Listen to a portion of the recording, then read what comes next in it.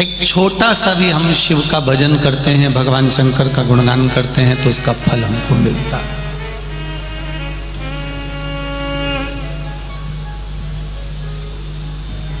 बचपन हो, जवानी हो, अधेड़ी हो, बुढ़ापा हो, संपूर्ण विश्व के कल्याण का ये शिवपुराण।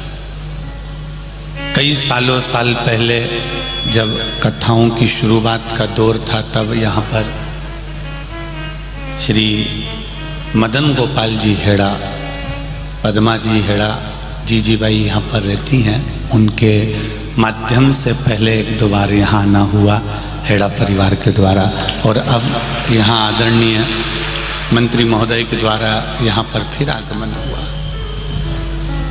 ये शिव कृपा है, ये शंकर की उदारता है।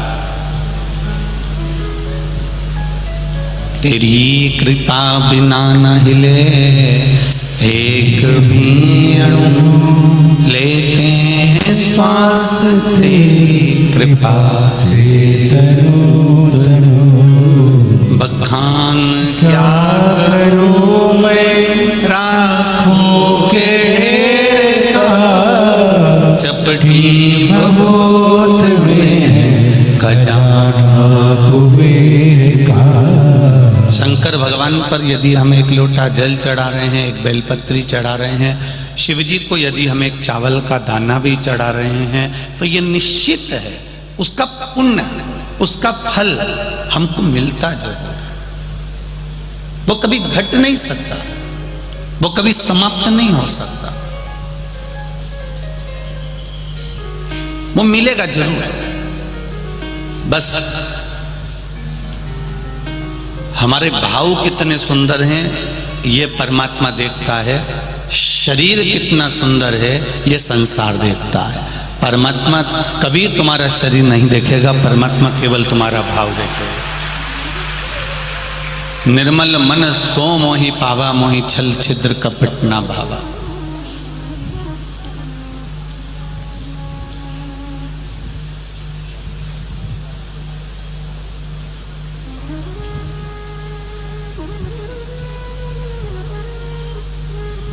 आदरणीय दादा श्री मंत्री जी दगड़ू जी भूसे जी की धर्म पत्नी जी पहली बार सीओर आई थी, और जब उन्होंने, उनके साथ में कुछ गार्ड वगैरह भी थे, और जब सामने आकर बैठी तो हमने उनसे उनकी नम्रता, उनकी विनम्रता, उन्होंने प्रणाम किया, बैठी। हमने उनसे पूछा आपके साथ में ये इतने गार्ड वार्ड लगे हुए हैं, कोई मंत्री फंत्री हो क्या, या कोई मिनिस्टर आदि हो? तो उनके शब्द, पहला शब्द था, हम बस केवल भोलेनाथ जी के चरणों के दास हैं और कुछ भी नहीं। जब उनका पुत्र अभी यहाँ से वो आशीष जी अग्रवाल और ना जाने कौन कौन भाई बंधु के साथ जब सीहोर पहुँचे, तब मालूम पड़ा कि साहब ये मंत्री जी के यहाँ से उनकी धर्म पत्नी थी, उनके पुत्र, तब ज्ञात हुआ ऐसे। और वास्तवता है, अगर कहीं मिनिस्टर की पत्नी आवे ना, तो पहले बहुत सारा, तो तुम जानते हो ना, बहुत रुआब देखना पड़ता है?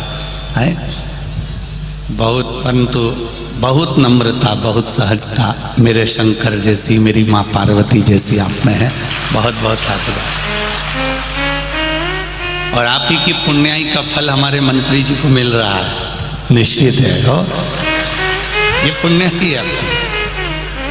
तो पुण्य शिव महापुराण की कथा कह रहे हैं। शरीर से भगवान कभी प्रसन्न नहीं हुआ। परमात्मा को प्रसन्न करने का सबसे सुंदर तरीका है आपका मन, आपकी चित्त, आपकी वृत्ति। निर्मल मन सो मोहि पावा, मोहि छल छिद्र कपट ना भावा। कितनी दूर दूर से आप कथा सुनने के लिए आए हो, ना जाने कहां कहां के गांवों से कथा सुनने के लिए आए हो। और किसी मालेगांव की एक साधारण सी भूमि पर कथा सुनने नहीं आए हो। ये पंडाल, ये छत्र छाया, ये मेरे कैलाश अधिपति की है, जहां बैठकर आप कथा सुन रहे हैं। कथा सुनने के बाद आपको क्या मिल रहा है, कथा सुनने के बाद आपको क्या प्राप्त होता है, ये तो मेरा देवाधिदेव महादेव जाने और आपकी भक्ति जाने। पर इतना विश्वास जरूर है कि 7 दिन की कथा सुनने के बाद वो जब झोली भर कर देगा तो ये निश्चित है कि वो झोली कभी जिंदगी में खाली नहीं होने वाली। बस विश्वास रखकर कथा को सुन, हृदय रखकर कथा को सुन। सोना, चांदी, हीरा, मोती और बहुत सारा पर्स में रुपया लेकर कथा में मत आओ। तुम्हारा सारा आभूषण जितना तुम्हारे पास में है तुम अपने घर में, बैंक में, जहां तुम्हें रखना हो वहां रख कर आओ। पर यहाँ पर तो केवल मेरे महादेव के लिए अपना दिल लेकर आना, तो वो दिल से दे देगा, मन से देगा, हृदय से।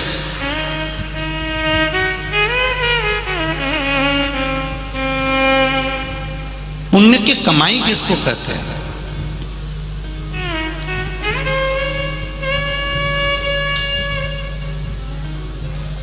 सत्कर्म की कमाई किसको कहते हैं?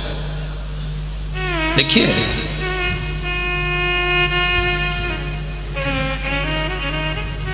पुण्य की जो कमाई होती है वो कहीं ना कहीं हमें अच्छा फल प्रदान करती है।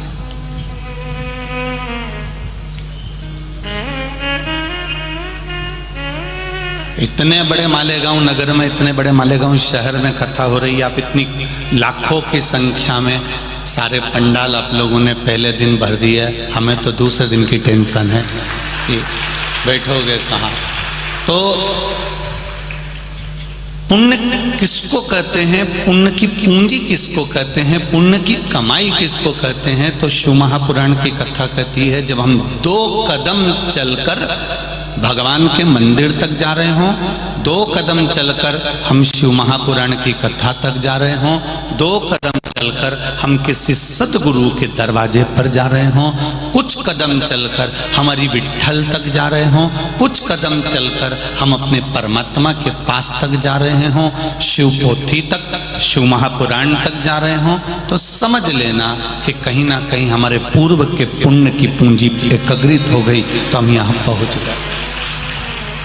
जब पुण्य का पलड़ा बढ़ता है तब हम भगवान के पास जाते हैं, और जब पाप का पलड़ा बढ़ता है, पाप बहुत ज्यादा मात्रा में बढ़ता है, तो हम जिस माला को भी पकड़े रहते हैं तो हमारा दिल नहीं लग पाता, हमारा मन नहीं लग पाता। हम राम राम जरूर कह रहे हैं, कृष्ण कृष्ण जरूर कर रहे हैं, विट्ठल विट्ठल पांडुरंगा हरि विट्ठल कह रहे हैं, हम शिव नाम श्री शिवाय नमस्तुभ्यम जरूर जप रहे हैं, पर उसका हमको फल नहीं मिल रहा।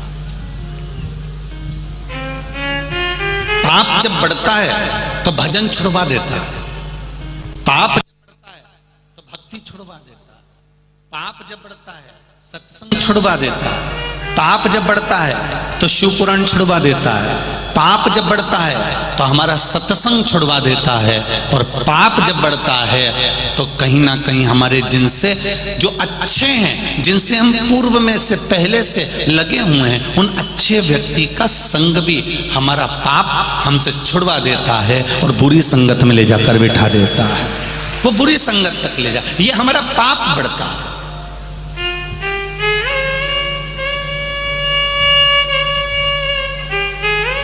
एक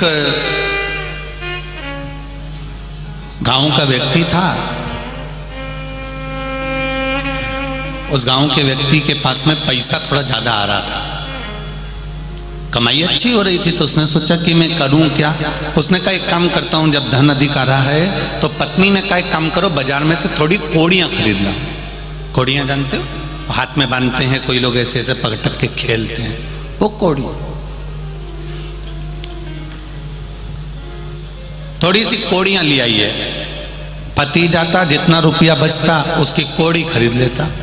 अब कोड़ी इकट्ठी कर करके रखने लगा। ढेर कोड़ियों का ढेर लग गया। पूरा घर, पूरा गोडाउन कोड़ियों से भरा गया। अब जब पूरा घर, पूरा गोडाउन कोड़ियों से भरा गया, कोड़ी कोड़ी इकट्ठी हो गई, ढेर कोड़ियां इकट्ठी हो गई। एक दिन नगर का राजा बीमार पड़ गया, और नगर का राजा बीमार पड़ा तो उसको देखने के लिए जो वैद्य आए, डॉक्टर आए, उन्होंने कहा इसको एक बीमारी हो गई है, वो बीमारी ठीक करने के लिए कोड़ी लाना पड़ेगी और उन कोड़ियों को जलाना पड़ेगा, जलाकर उसकी राख तैयार करना पड़ेगा। जब कोड़ियों की राख तैयार होगी, वो राख इसके शरीर पर अगर मलेंगे तो इसका शरीर ठीक हो जाएगा। अब नगर में देखा तो कोड़ी नहीं थी, महल में देखा तो कोड़ी नहीं थी, राजनगर में घर में देखा तो कोड़ी नहीं थी। ढूंढ ढूंढ के कोड़ियों को थक गए, कोड़ी नहीं मिली। पूरा मार्केट भी देखा गया, पूरा नगर का एक एक बाजार देखा गया, पर कोड़ी नहीं मिली। तब किसी ने कहा, एक गांव का व्यक्ति सुबह सुबह आता है, सारी कोड़ियां खरीद के ले जाता है, कोड़ियां उसके यहाँ मिल सकती है। वो गया उनके पास में, जाकर राजा के जितने सेवक थे उन्होंने हाथ जोड़कर कहा कि तुम्हारे पास में कोड़ियां हैं? उसने कहा है, पर मेरे पैसे से खरीदी हुई है, मेरी पूंजी से खरीदी हुई, मेरे धन की कोड़ियां हैं, मेरे पास में कहीं फ्री की कोड़ियां नहीं, चोरी की कोड़ियां नहीं।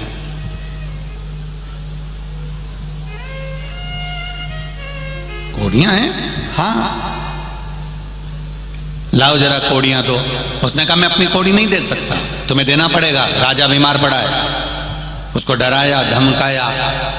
तब उसने एक थाली में कोड़ियां भर कर लेकर आया। उनसे कहा लो तुम्हारा झोला पकड़ो, बैग पकड़ो, बारदान पकड़ो। उन्होंने बारदान पकड़ा, इसने कोड़ियां पर हाथ फेरा, उनके झोले में दिया। फिर भर के लाया, फिर कोड़ियों पर हाथ फेरा, फिर उनके झोले में, उनके बैग में, उनके बारदान में दिया। बार बार यही कर रहा था। तब गुस्सा आ गया राजा के दूतों को, और राजा के सेवकों ने कहा एक बार में पूरा बैग उठाकर क्यों नहीं दे देता, एक बार में पूरा बारदान उठाकर क्यों नहीं दे देता, ये बार बार हाथ क्यों फेर रहा है? उसने कहा अरे भाई, मैं इन कोड़ियों में हाथ इसलिए फेर रहा हूं, इन कोड़ियों में मैं वो कोड़ी ढूंढ रहा हूं कि वो एक कोड़ी ऐसी कौन सी आ गई जो मेरी इतनी रखी रखाई कोड़ियों को लेकर जा रही है। उस कोड़ी को ढूंढने का मैं प्रयास कर रहा हूं। एक कोड़ी हमारे घर में ऐसी आ जाती है जो हमारे रखे हुए पूरे धन को ले जाकर नाश कर देती है। एक कोड़ी हमारे घर में ऐसी आ जाती है जो पैसे को, कोड़ी को, पूरे रखी हुई कोड़ी को, पूरे रखे हुए पैसे को डॉक्टर में कहीं कहीं गलत जगह पर, कहीं कहीं ले जाकर, कहीं मदिरा में, कहीं मांसाहार में, कहीं वेश्यावृत्ति में, कहीं जुए में उस कोड़ी को लगा दिया जाता है। एक कोड़ी हमारे घर में ऐसी आती है जो हमारा पूरा घर बर्बाद कर देती है, और एक कोड़ी सत्कर्म की, अच्छी पुण्य की ऐसी आ जाती है जो हमारे मालेगांव में शिव महापुराण की कथा करवा देती है। ये कोड़ी का फल, ये कोड़ी है।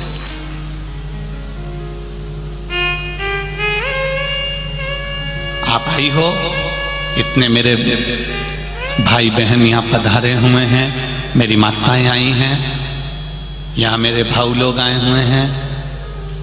विचार करना आज घर जाते जाते कि तुम्हारे पास में वो कौन सी एक अच्छी कोड़ी आ गई थी जो तुमने घर से चली, ऑटो करा, रिक्शा करा, बस करी, गाड़ी करी, 10 रुपए लगाकर अच्छी कोड़ी थी, इसलिए भगवान के यहाँ तक आ गई, शिव पुराण तक आ गई। वो अच्छी कोड़ी थी तो यहाँ ली। और अगर बेकार कोड़ी होती ना तो तुम आते आते भी घर से, कई माताएं ऐसी होगी जिन्होंने अपनी पड़ोसन से कहा होगा चल रही क्या, चल रही है क्या? हाँ चलूंगी तो सही, चल तैयारी करी, और मालूम पड़े कोई ना कोई ऐसा मेहमान आ गया, कोई ना कोई अतिथि आ गया, कोई ना कोई ऐसा काम आ गया, कोई ना कोई ऐसा कारण आ गया कि वो यहाँ तक पहुँच भी नहीं पाई। तुम आ गए, वो नहीं पहुँची, समझ लेना ऑटो वही है, रिक्शा वही है, बस वही है, गाड़ी वही है, पर उस गाड़ी में बैठने वाला व्यक्ति जिसके पास में पुण्य की पूंजी थी, जिसके पास कहीं सत्कर्म की पूंजी थी, कहीं अच्छाई की पूंजी थी, कहीं नेक पूंजी थी, कोई श्रेष्ठ पुण्य की पूंजी थी, तो वो शिव महापुराण की कथा तक पहुंच गया। और जिसके पास पूंजी अच्छी नहीं थी तो वो दिन भर इंतजार करता रहा और शाम के समय पर फिर वो पूंजी लेके ठेके पे चले गया, मदिरा की दुकान पर पहुंच गया। पुण्य की पूंजी आती तो भजन करवा देती, पुण्य की पूंजी आती तो सत्कर्म करवा देती, पुण्य की पूंजी आती तो हमारे जीवन का कोई अच्छा कार्य हमसे करवा देती। पर पूंजी जब गलत हो गई तो वो श्रेष्ठ कर्म नहीं कर पाई।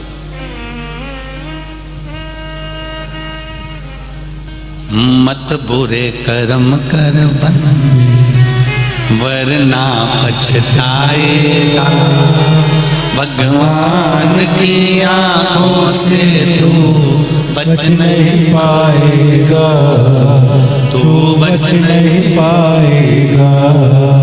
अरे ओ अज्ञानी मत कर नादानी, तेरे कर्म का फल भी तू ही पाएगा, जैसा किया तूने तेरे आगे आएगा।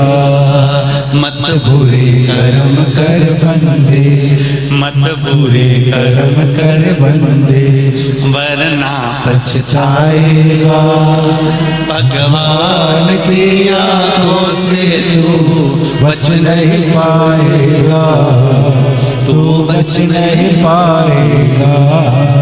अरे ओ अज्ञानी मत कर नादानी। महाराज कोई पुण्य की पूंजी आए जो हमारे जीवन में अच्छा कर्म कर जाए।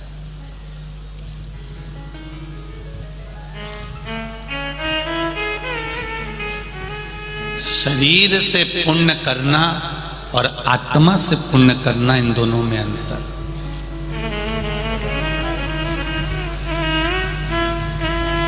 शरीर से भला करना और आत्मा से भला करना, इसमें अंतर है। शरीर से सत्कर्म करना और आत्मा से सत्कर्म करना, इसमें अंतर है। जरा ध्यान देना।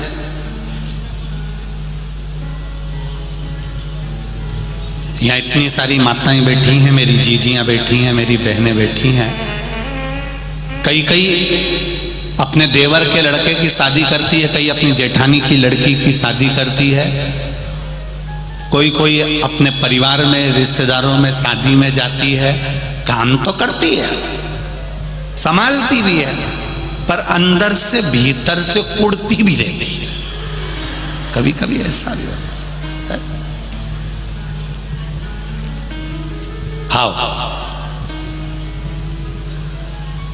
शादी भले कर रही हूं मैं, काम भले कर रही हूं, पर इसकी मां ने मेरे साथ जो जो करा मैं कभी जिंदगी में नहीं भूल सकता। अब शरीर से काम कर रही है, फैलारा उठा रही है, सेवा कर रही है, पर अंदर से कुड़ भी रही है।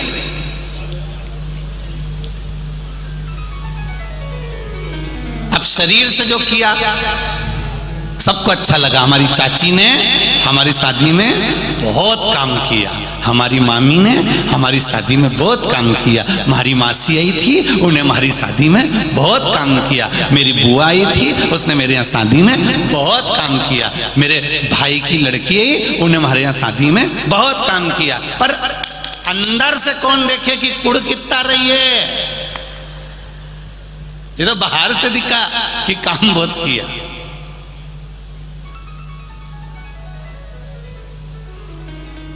भीतर से कौन ने देखा? शिव महापुराण की कथा कर रही है, भले शरीर से आप काम करो ना करो, पर शिव पुराण कर रही है आत्मा से हमेशा सबका भला करते हुए चलो, क्योंकि आत्मा वहां तक जाएगी। शरीर जाएगा क्या वहां तक? अरे बोलो री मालेगांव वाली जी, शरीर जाएगा? नहीं जाएगा। जाएगा क्या? वही आत्मा, वही जीव। वही चित्त, वही वृत्ति, वही छोटा सा जीव जाएगा, वो आत्मा जाएगी। अब शरीर से तो तुमने अच्छा काम करा, पर मन से अच्छा काम नहीं कर पाए, आत्मा से अच्छा काम नहीं कर पाए, इस हृदय से तुम सत्कर्म नहीं कर पाए, तो फिर काहे का तुम्हारा काम किया तुमने?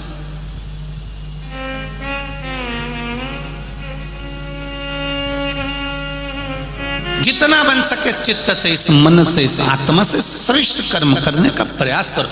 शरीर यहीं रह जाना है, आत्मा चली जाना है, चित्त चला जाए।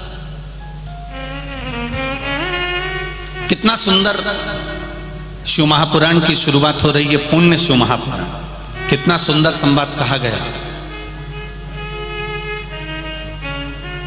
देवराज नाम का ब्राह्मण,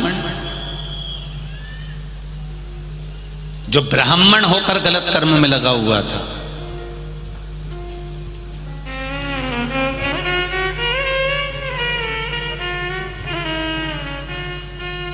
शिव महापुराण की शुरुआत देखिए। देवराज नाम का ब्राह्मण जो ब्राह्मण होकर गलत कर्म में लगा हुआ है, शरीर गलत जगह पर लगा।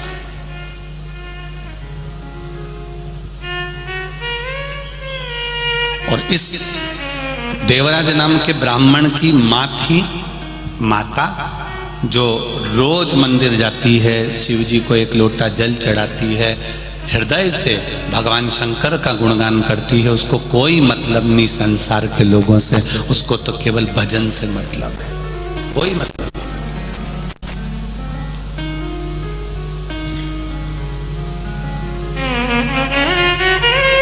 परिवार का, घर का, अगर एक व्यक्ति भी शंकर भगवान को जल चढ़ा रहा है, शिव जी के मंदिर जा रहा है, शंकर भगवान पर एक लोटा जल चढ़ा रहा है, तो निश्चित है एक लोटा जल का जो पुण्य मिलेगा वो पूरे परिवार को तार देगा, ये निश्चित है। एक लोटा जल सारी समस्या का हल। जरा जम के बोलो, जरा अच्छा, सारी समस्या का हल। कौन सा युग चल रहा है?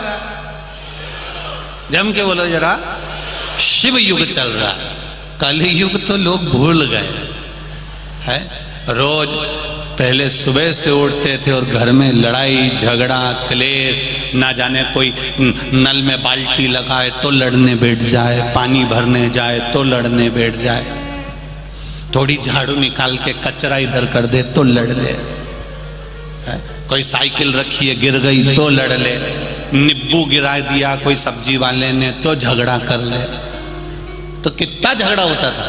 अब जब से शंकर भगवान की कथा सुनना चालू करी है, बोलो रे मालेगांव वाले, ईमानदारी से बोलना, गांव गांव से आए हो, किसी गांव में तुमने झगड़ा करते हुए देखा है किसी माताओं को आपस में? नहीं, क्योंकि शिव भक्ति का इतना बल हो गया कि माताएं तो माताएं, पुरुष, युवान बच्चे, छोटे छोटे बच्चे भगवान शंकर की भक्ति में ऐसे डूब गए कि एक लोटा जल लेकर मंदिर में जाते हैं, शिव जी को चढ़ाते हैं। मंदिर अगर पानी लेकर नहीं गए तो झाड़ू लगा देते हैं, सफाई कर देते हैं, पूरा मंदिर क्लीन कर कर बेलपत्री से, फूल से भगवान शंकर का श्रृंगार कर देते हैं। इसको कहते हैं शिवयुग।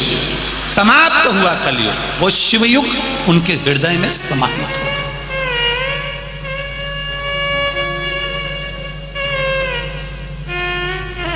और पूरे संसार को सुधारने के लिए सबसे मूल है, हम सुधरेंगे युग सुधरेगा। हम अपने आप को संवार रहे हैं, हम अपने आप को सुधार रहे हैं। और जिस दिन हम सुधर गए उस दिन पूरा परिवार, घर, मोहल्ला, कॉलोनी, कुटुंब और हमारा नगर, हमारा क्षेत्र अपने आप सुधर जाएगा। एक व्यक्ति के सुधरने से सुधर जाए।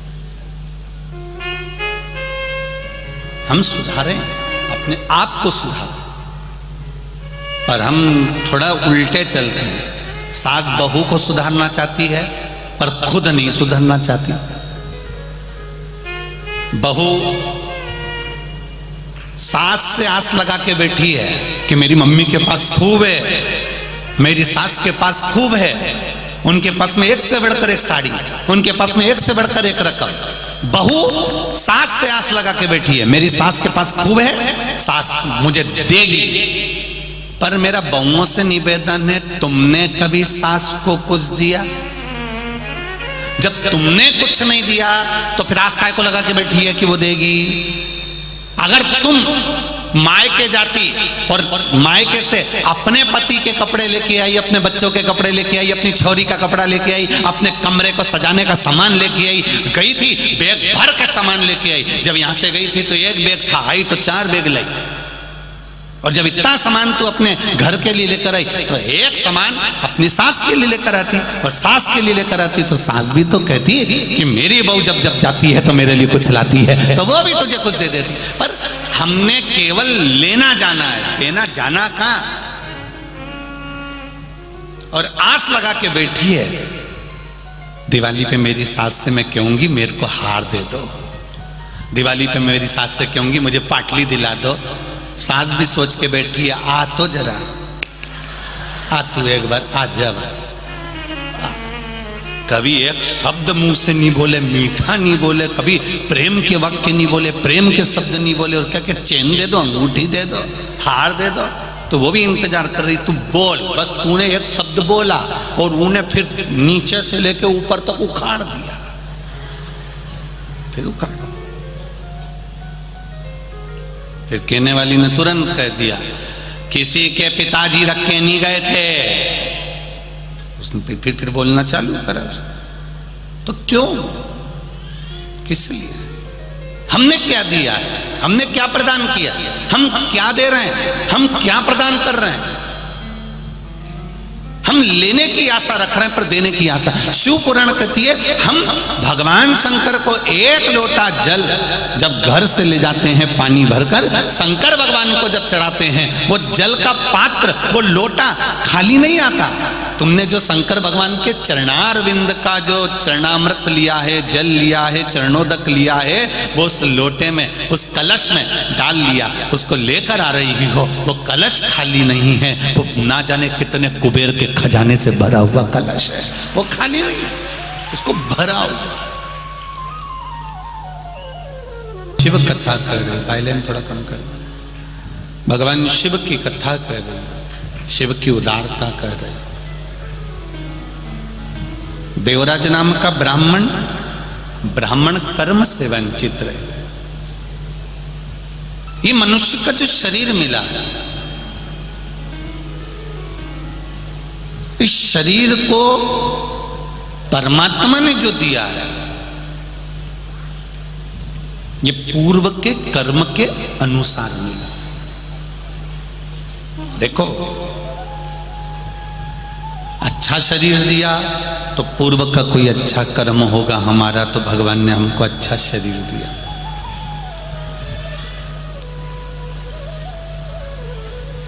शरीर में अगर कोई कष्ट है, शरीर में अगर कोई रोग है, शरीर में अगर कोई बीमारी है, तो समझो पूर्व का कोई कर्म ऐसा हो गया होगा जिसके कारण बस हमारे शरीर में कुछ कष्ट आ गया। पर भगवान के भजन से, भगवान की भक्ति से, शिव भक्ति से, उस पूर्व के किए गए कर्म को हम थोड़ा थोड़ा काट सकते हैं। जैसे एक पत्र आया, देखिए,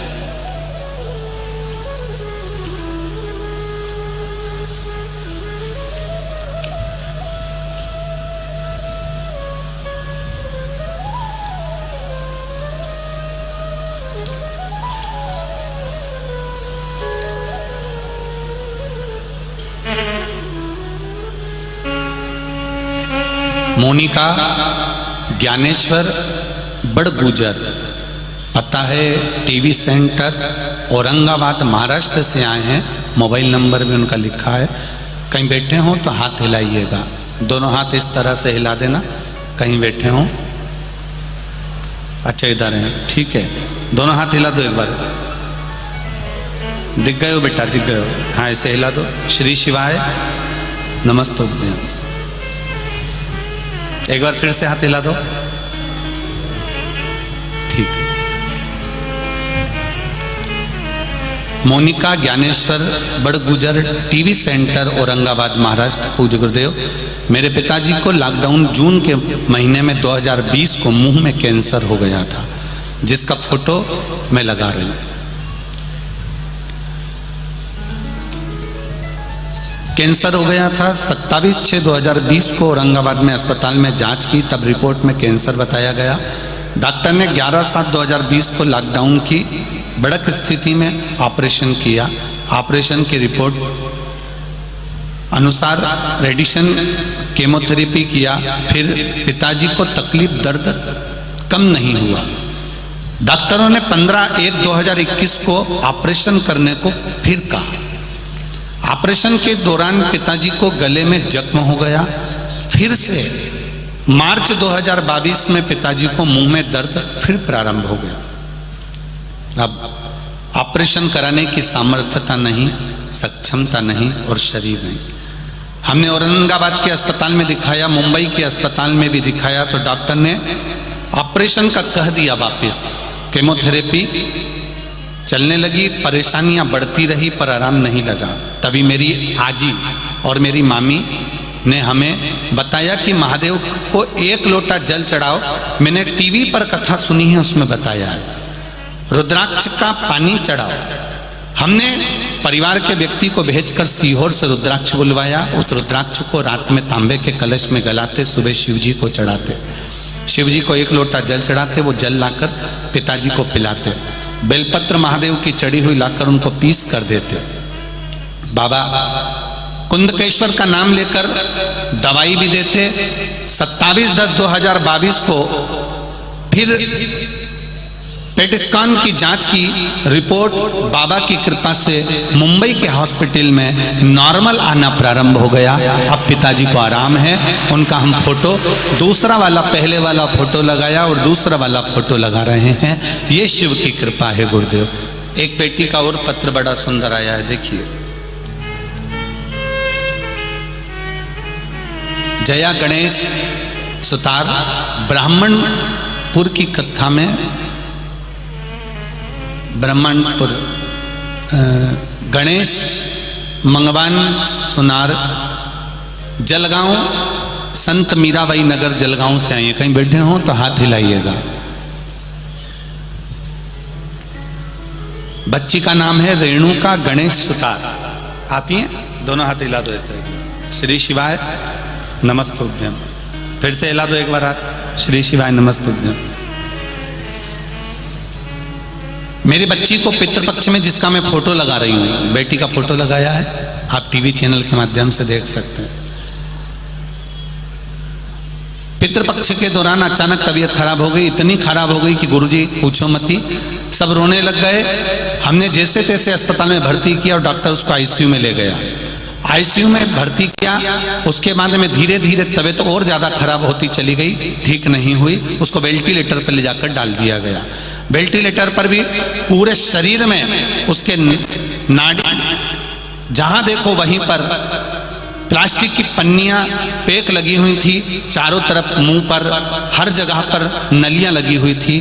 केवल नासिका की एक नली ऐसी थी जिसमें से उसको वेंटिलेटर पर कुछ दिया जा रहा था। नाकों में, गले में नलियां ही नलियां लगी हुई थी गुरुदेव। तब सोचा कि क्या करें। किसी ने बताया कि 1 लोटा जल शिव जी को चढ़ाइए। हमने 1 लोटा जल शंकर भगवान को चढ़ाना प्रारंभ करा। सीहोर भेजा, रुद्राक्ष मंगवाया। उस रुद्राक्ष का जल बाबा देवादिदेव महादेव को चढ़ाना प्रारंभ करा। 3 दिन तक मेरी बेटी को वेंटिलेटर पर ही रखा गया। मैंने उस रुद्राक्ष का जल जैसे ही शंकर भगवान पर चढ़ा हुआ पानी उसके चेहरे पर और उसके होठ पर लगाना प्रारंभ करा। बाबा की कृपा से मेरी बेटी के शरीर में हलचल होने लगी और मेरी बेटी धीरे धीरे ठीक होकर आज मेरी बेटी मेरे घर आ चुकी है। बेटी का फोटो लगा रही हूँ गुरुदेव, और ये पत्र अपने भाव से मैं बाबा को नमन करती हूँ। अब ठीक है बाबू, श्री शिवाय नमस्तुभ्यम। बैठिए। हर हर महादेव। शिव कृपा इसी को कहते हैं, शंकर की उदारता इसी को कहते हैं। शिव तत्व क्या देगा वो। इतने पत्र लिखे हैं, हम अभी पूरे तो नहीं पढ़ पा रहे हैं, जो पढ़े वो भी यहाँ रखे हैं, और सारे पत्र पूरे यहीं मालेगांव के नगर में रह जाएंगे। कभी इन पत्रों को कभी पढ़कर देखना। इन पत्रों में लोगों का जो उन्होंने कथा सुनी है, जो उन्होंने दिल से टीवी चैनल के सामने बैठकर जो मांगा है, जो एक लोटा जल शंकर को चढ़ाया है, जो एक बेलपत्र चढ़ाई है, उसका फल क्या मिला है, इन पत्रों में वर्णन किया गया है, इन पत्रों में बताया गया। आप दिल से रिझाओ उसको।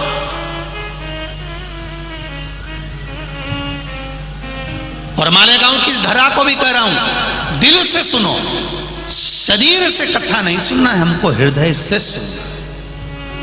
भोला सब दुख काटो ओ भोला सब दुख काटो शिव शंकर जपू तेरी माला, भोले बाबा जपू तेरी माला, भोला सब दुख काटो ओ भोला सब दुख काटो। जब तक उसकी कृपा नहीं हो तब तक हम कुछ नहीं कर सकते। पुण्य को प्रबल करिए। देवराज नामक का ब्राह्मण अपने श्रेष्ठ कर्म से वंचित था, पर उसकी मां शंकर के मंदिर जाती थी, भगवान शिव को एक लोटा जल समर्पित करती थी, दिल से भगवान को रिझाती थी। अब एक पत्र जरा देखिएगा, हमको भी आश्चर्य इस पत्र पर, जरा देखिए इस पत्र को देखिए, शायद जिंदगी में ऐसा पत्र कभी नहीं आया होगा।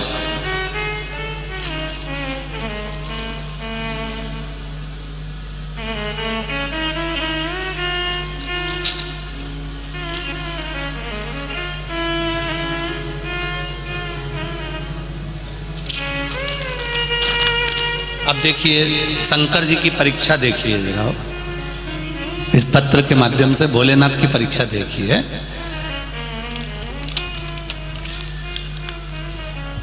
मेरा नाम मधुकर वामन पाटिल, उम्र है 70 साल।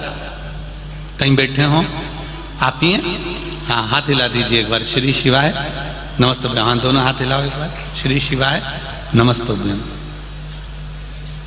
फिर से एक बार हाथ हिला दीजिए। हाँ, दोनों हाथ बड़े भाव से, आनंद से।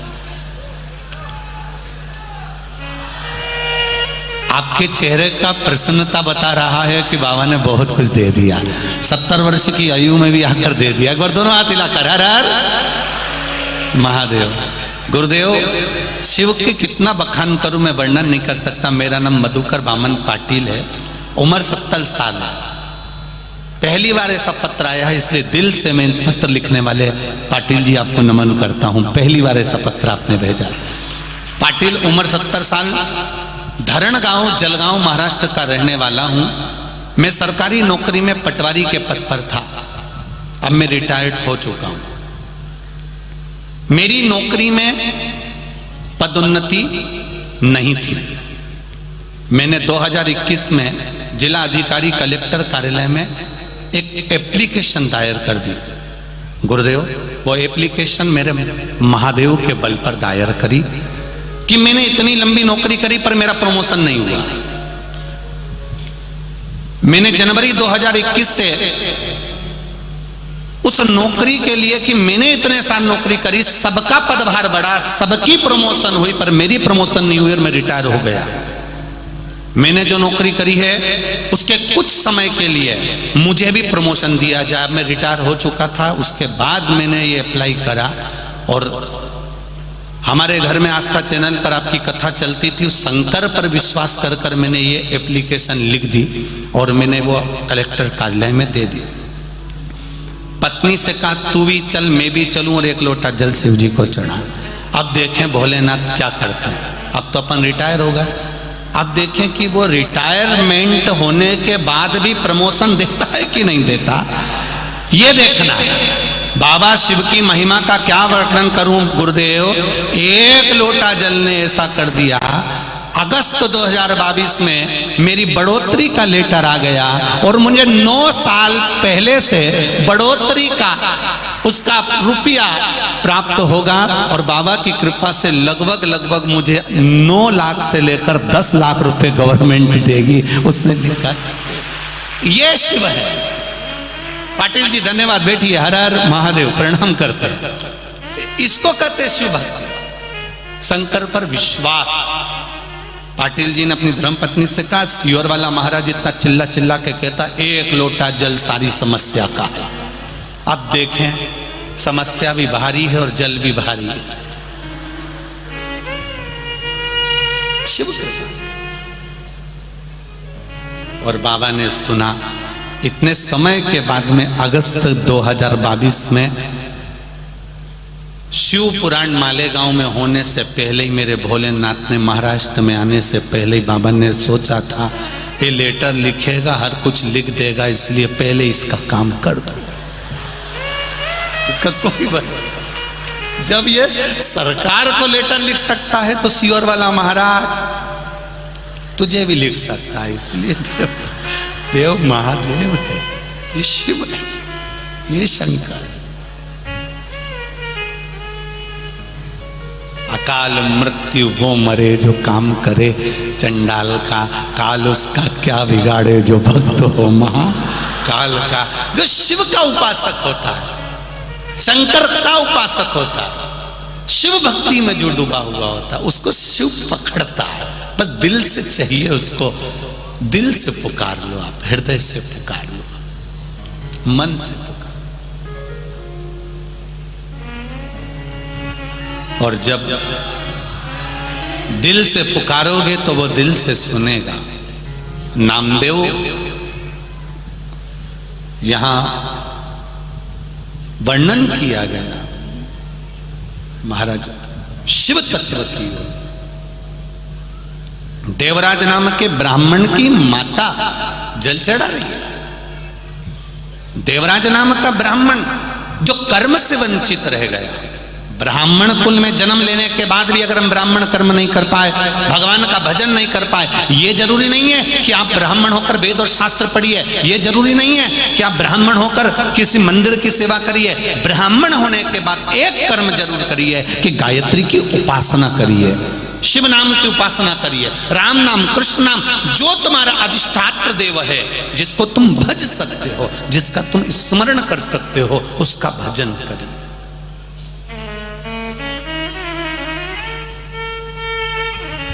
देव और महादेव दो हैं। अमृत किसने पिया था? बोलते जाओ जम के। देव ने। अमृत किसने पिया? देव ने। विष किसने पिया? महादेव। ठीक है, देव का काम कितना है? जैसे पवन देव, पवन देव का काम कितना है? पवन चलाना। जल देव, जल देव का काम कितना है? जल बरसाना। अन्न देव, अन्न देव का काम है अन्न प्रदान। 33 कोटि देवी देवताओं को देव कहा गया है और केवल एक देव ऐसे हैं जिनको महादेव कहा गया है। देव एक क्षेत्र तक सीमित रह सकते हैं, एक जगह तक सीमित रह सकते हैं, एक स्थान तक सीमित रह सकते हैं। देव इंद्र सिंहासन तक सीमित है, पवन देव पवन के भाव तक सीमित हैं, जल देव जल के भाव तक सीमित हैं, अग्नि देव अग्नि के भाव तक सीमित हैं, चंद्र देव चंद्र के भाव तक सीमित हैं, सूर्य देव सूर्य के भाव तक सीमित हैं। भगवान जितने देव हैं उनकी एक सीमा है कि ये यहां तक रहेंगे, पर केवल एक महादेव ऐसे हैं जिनकी कोई सीमा नहीं है। जिसने पुकारा महादेव वहां पहुंच जाते हैं। जो दिल से पुकारता है महादेव वहां पहुंच जाते हैं।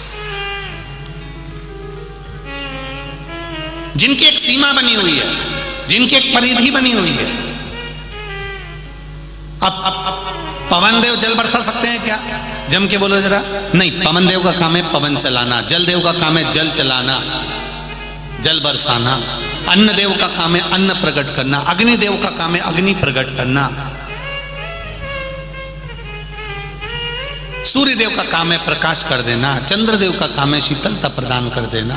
ये सब अपना अपना कर्म करना। सारे देव अपना अपना कर्म करते हैं। केवल एक महादेव ऐसे हैं जिनके ऊपर कोई परिधि नहीं है, जिनके ऊपर कोई क्वांटिटी नहीं है, जिनका कोई स्थान ऐसा नहीं कि महादेव यहाँ नहीं जा सकते। महादेव के लिए सब खुला हुआ है, चाहे वो देवलोक हो, चाहे पाताल लोक हो, चाहे गंधर्व लोक हो, चाहे तलातल हो, नागलोक, पितृलोक, रसातल, जितने भी लोक हैं महादेव के लिए सब खुले हैं। इसलिए केवल हम शंकर भगवान पे जड़ क्यों चढ़ाते हैं? गणेश जी एक जगह तक जा सकते हैं, पार्वती मैया एक जगह तक जा सकती है, षडानंद कार्तिकेय जी एक जगह तक जा सकते हैं, सारे देवता एक जगह तक जा सकते हैं, पर महादेव एक ऐसे हैं जो जन्म से लेकर मां के गर्भ से लेकर मृत्यु तक और मृत्यु होने के बाद भी जो जीवात्मा है उस जीवात्मा को अंत क्षण तक मेरा महादेव निभा कर जाता है। केवल एक महादेव। अकाल मृत्यु वो मरे जो काम करे चंडाल का, और काल उसका क्या बिगाड़े जो भक्त हो महाकाल का। मेरे महादेव की कोई परिधि नहीं, कोई क्षेत्र नहीं, कोई स्थान नहीं।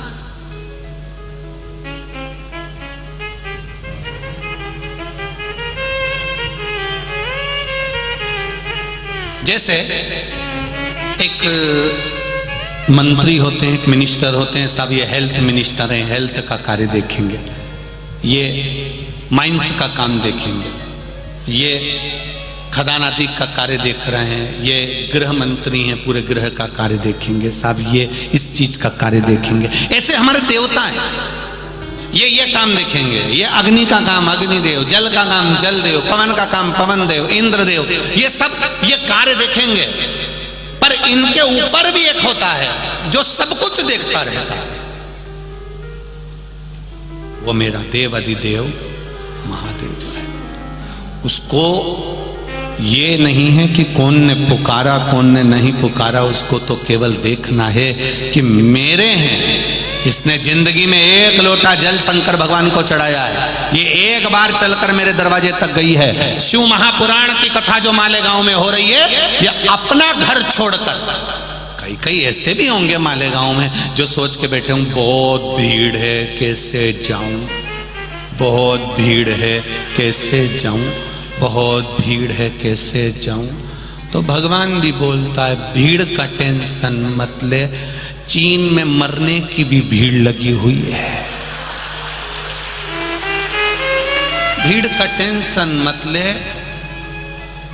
केवल शिव पुराण के चक्कर में मैंने उसको चीन तक रख रखा है, अभी इंडिया नहीं भेजा है, क्योंकि श्री शिवाय नमस्तुभ्यम लोग इतना जप रहे, इतना जप रहे, इतना शंकर जी पे लोटा भर भर के जल चढ़ा रहे कि वायरस भी सोच रहा है जाऊं कि नहीं जाऊं, जाऊं कि नहीं जाऊं, वो वायरस भी सोच रहा है।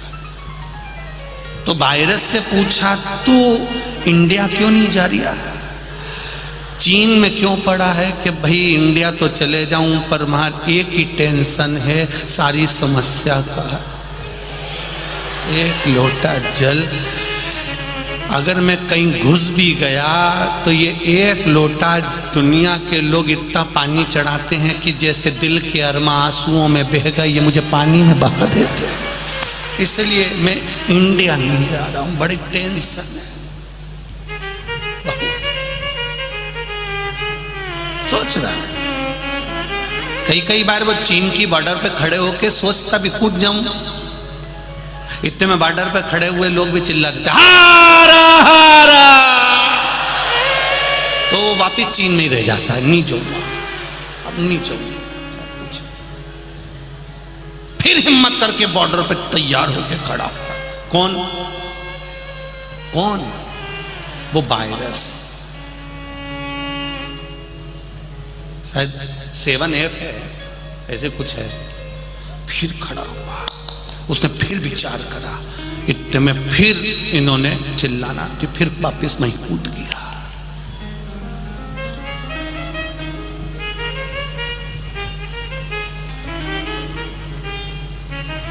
कितना सोचा होगा मेरे जगत गुरु शंकराचार्य जी ने, शिव के परम उपासक मेरे जगत गुरु शंकराचार्य, कितना सोचा होगा जो भारत की चारों तरफ 4 जगह पर 4 शंकर भगवान को विराजमान कर दिया, 4 जगह के 4 शंकराचार्य को विराजमान कर दिया, 4 जगह पर मेरे देवादिदेव महादेव को विराजमान कर दिया। इधर केदारनाथ, उधर सोमनाथ, इधर रामेश्वर, उधर कृष्णेश्वर। जरा विचार करो कि उसने किस हिसाब से विराजमान करा होगा। 4 फुट पर 4 जगह पर 4 महादेव ऐसे विराजमान कर दिए मेरे जगत गुरु शंकराचार्य ने कि मेरे चारों तरफ भारत की भूमि को मेरे भोलेनाथ बैठे हुए हैं घेर कर, मेरे शिव बैठे, महामृत्युंजय बैठे। फिर भी कोरोना भले वहां रहे चीन में, पर मुख पर मास्क हमको लगाना चाहिए, क्योंकि हम लोग भारत के रहने वाले हैं। ये पहले से सीखे हुए हैं कि पड़ोस में अगर कोई मरता है तो हमारी दुकान बंद रहती है।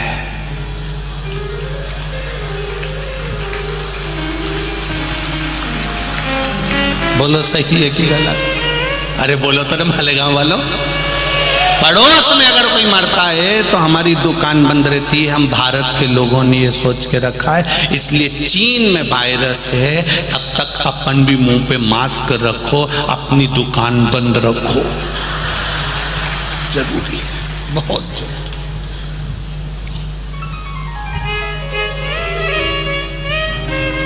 कब तक दुकान बंद रखना है? कब तक बंद रहती है? जब तक इसको राम नाम सत्य, जब तक ये वायरस का राम नाम सत्य नहीं हो जाए तब तक दुकान बंद रखो। ये वहीं की वहीं समाप्त हो जाए, भोलेनाथ जी से निवेदन है। और चीन में भी जो उपद्रव मच रहा है, बाबा से निवेदन है, बाबा वहां पर भी सब स्वस्थ रहें, मस्त रहें, सर्वे भवन्तु सुखी, सब स्वस्थ रहे, कोई का बुरा नहीं हो मेरे बाबा, सब खुश रहे।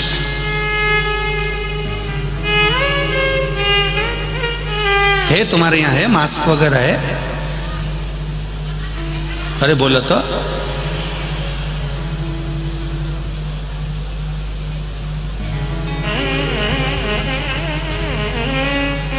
प्रयास करना कल से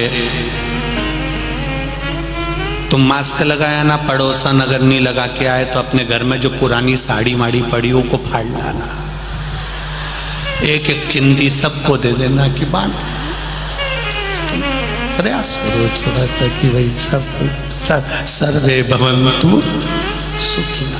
वो पूछे अभी तो अपने यहाँ तो इंडिया में कोरोना है ही नहीं, फिर ये पट्टी काय के लिए? तो कह देना कोई वायरस वहाँ है पर दुकान यहाँ की प्रयास, सब सुखी रहे, सर्वे भवन्तु सुखिनः। शिव कथा कह रही है, देवराज नाम का ब्राह्मण कर्म से वंचित रह गया। ब्राह्मण हो, ब्राह्मण कर्म करो, ये नहीं कि मंदिर में पूजन करो, ये नहीं कि वेद पुराण पढ़ो, ब्राह्मण होकर भगवान का भजन जरूर करो, गायत्री अवश्य करो, संध्या अवश्य करो, भगवत नाम अवश्य जपो।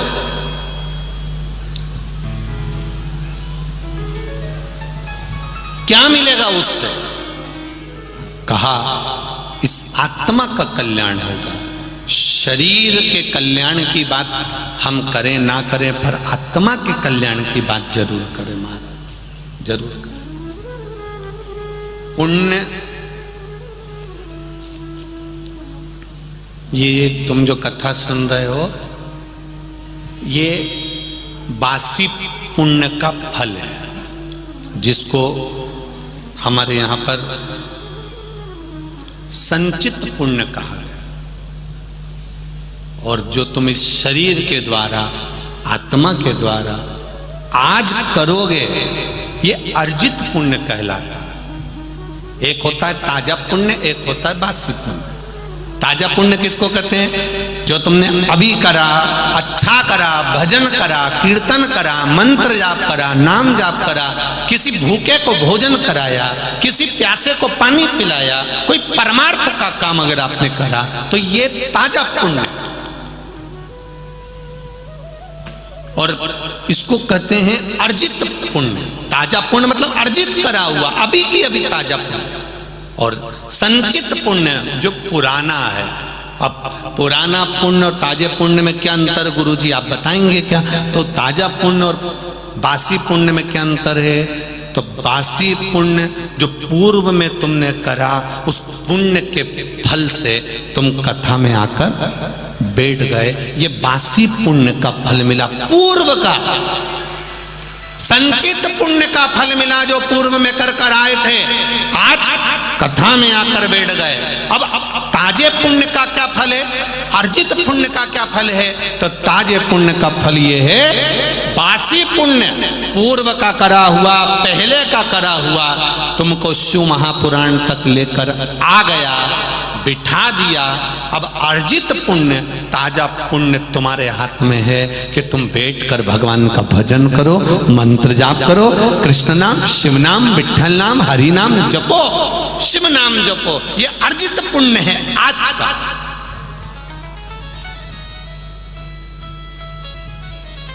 अब पुराना पुण्य संचित, आज का पुण्य अर्जित। आज के पुण्य को हमें बढ़ाना। 10,000 रुपए तुम्हारी जेब में रखे हैं, तुमने उसको खर्च करते गए, 500 का ये सामान ले लिया, 500 का वो ले लिया, 500 का वो ले लिया, 500 का। यहाँ पर जितने लोग आए, रात को रुकने वाले जो रात्रि में रुकेंगे यहाँ पर, हमें तो कल भी सूचना मिली कि यहाँ बहुत लोग रात्रि को आ गए, बहुत लोग रुके हुए। तो जो आए होंगे वो 100-200 रुपये तो लेके आए होंगे, लाए होंगे 200-200 500 रुपया लाए होंगे। अब 500 रुपये उनने जेब में रखा, मालूम पड़े कुछ सामान की जरूरत पड़ी, उनने ले लिया तो 10 रुपये उसमें चलेगा, 30 रुपये उसमें चलेगा, 40 रुपये उसमें चलेगा, 500 रुपये उनका समाप्त हो गया। लेके आए थे। अब इन्होंने यहाँ पर सोचा कि चलो थोड़ा बहुत कुछ क्रम कर लें, दुकान डाल लें, कोई ऐसा काम कर लें कि थोड़ी कमाई हो जाए। तो लाया था 500, इकट्ठा करा 10,000। अब वो 10,000 इन्होंने इकट्ठा करा, ये इनका अर्जित है, और लेकर आया था वो संचित है। 500 लाया था, खर्च करना, खर्च इकट्ठा करो अपने पुण्य को। पूर्व का पुण्य प्रबल हुआ। तब मालेगांव में ये पावन शिव महापुराण की कथा हो रही है, पूर्व के फल से हो रही है। और आज हम बैठकर भगवान का भजन करें, आज हम बैठकर भगवत नाम कीर्तन करें, शिव नाम को जपें, भगवान के नाम को जपें, ये हम अर्जित करें। अब पुण्य को अर्जित करें कि ये हमारा पुण्य हमारे साथ में रहे। देवराज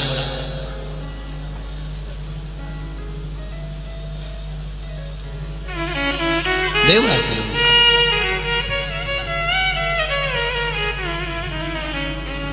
शरीर में तपन हुई, शिव मंदिर में चला गया,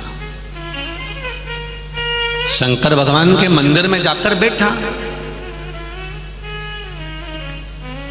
कोई ब्राह्मण जन, कोई संत जन, कोई गुरु जन प्रवचन में लगे हुए थे, शिव कथा कर रहे थे।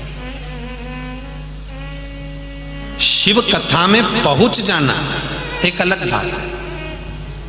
शिव कथा में पहुंच जाना अलग बात है, और शिव कथा में पहुंचकर शिव की कथा में गुम हो जाना, शंकर की कथा में डूब जाना एक अलग बात। पहले भी कथा में कहा, आज फिर कहते हैं, पानी में डूबोगे तो मर जाओगे, और शिव महापुराण में डूबोगे तो तर जाओगे। ये निश्चित है।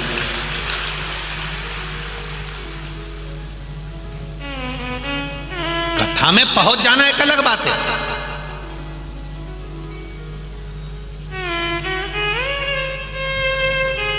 पहुंच गए।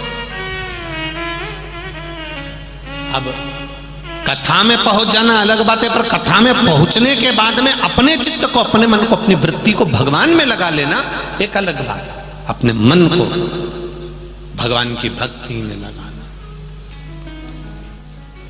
और जितने लोग यहाँ बैठे हैं, आज घर जाते जाते अपना अंदाजा लगा कर जाना कि मैंने पूर्व में कौन सा पुण्य करा था, भगवान जाने मैंने कौन सा अच्छा काम करा था जो आज मालेगांव में मैं कथा सुनने चली गई। आज मेरे पंडाल में बैठकर, आज मेरे इस भव्य पंडाल में बैठकर, मालेगांव की इस पवित्र धरा पर बैठकर मैंने कथा सुनी, मेरा पुण्य कौन सा अच्छा था। और दादा भाऊ भूसे जी से भी मैं निमंत्रण कहूँगा, निवेदन करूँगा, उनकी धर्म पत्नी से भी निवेदन करूँगा, आप भी विचार करना कि हमारे पूर्व का कौन सा पुण्य था जो आज हमने शिव महापुराण की कथा का आयोजन करवाया। पूर्व का पुण्य, अर्जित पुण्य, संचित पुण्य, पूर्व का संचित पुण्य हमारा प्रबल हुआ तो हम यहाँ पहुंचे। इस रिक्शे में बैठकर जब घर जाओ, ऑटो में बैठ के घर जाओ, बस में बैठकर घर जाओ, गाड़ी में बैठ के घर जाओ, पति लेने आए, पत्नी, कोई भी घर का व्यक्ति लेने आए तो उसको एक बार तो जरूर कहना कि मैंने कौन सा पूर्व में अच्छा कार्य किया था जो आज मेरे को कथा सुनने को मिल गई। आज मैंने कथा सुनी, आज मेरे पूर्व का मेरा पुण्य आज प्रबल हुआ है। जैसे पुण्य की गुल्लक भराती है, गुल्लक फूटती है, तब कोई अच्छा गिफ्ट आता है, घर के बच्चे गुल्लक फोड़कर गिफ्ट लाते हैं, और पुण्य की गुल्लक जब फूटती है तब जाकर शिव महापुराण की कथा श्रवण करने का सौभाग्य मिलता है।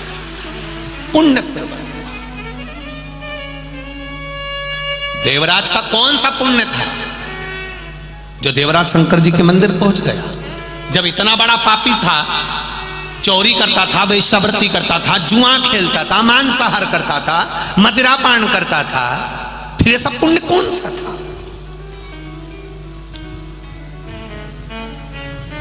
पुण्य कौन सा? और केवल ये देवराज की कथा नहीं करे ये शिवपुराण की, ये कथा हमारे सम्मुख में एक बहुत सुंदर एक संवाद आता है। एक ऋषि, एक साधु, एक संत अपनी कुटिया में बैठे थे, झोपड़े में। एक नव युवक लड़का, युवान बेटा रात्रि के समय पर वो झोपड़े में आ गया।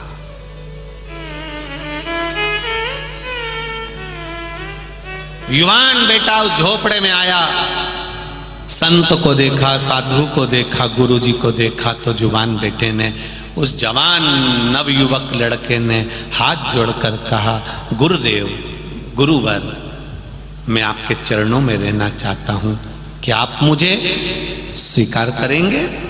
मैं आपका शिष्य बनना चाहता हूं, क्या आप मुझे स्वीकार करेंगे?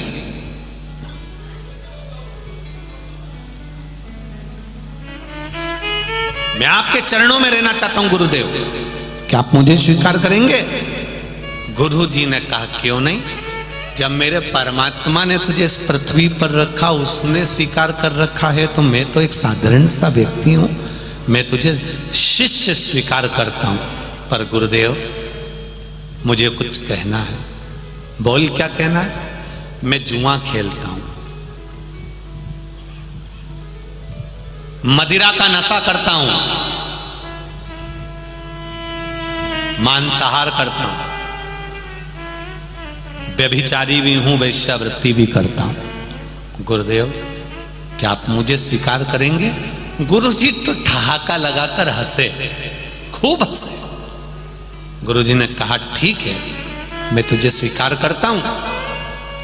उस युवान लड़के को, युवा लड़के को, नवयुवक लड़के को लगा, मैंने गुरुजी से कहा कि मैं मदिरा पीता हूँ, मैं वेश्यावृत्ति करता हूँ, मैं जुआ खेलता हूँ, मैं व्यभिचारी भी हूँ, उसके बाद भी गुरुजी कह रहे हैं कि मैं स्वीकार करता हूँ, मैं स्वीकार करता हूँ। गजब, पर हंस रहा है मुझे देखकर।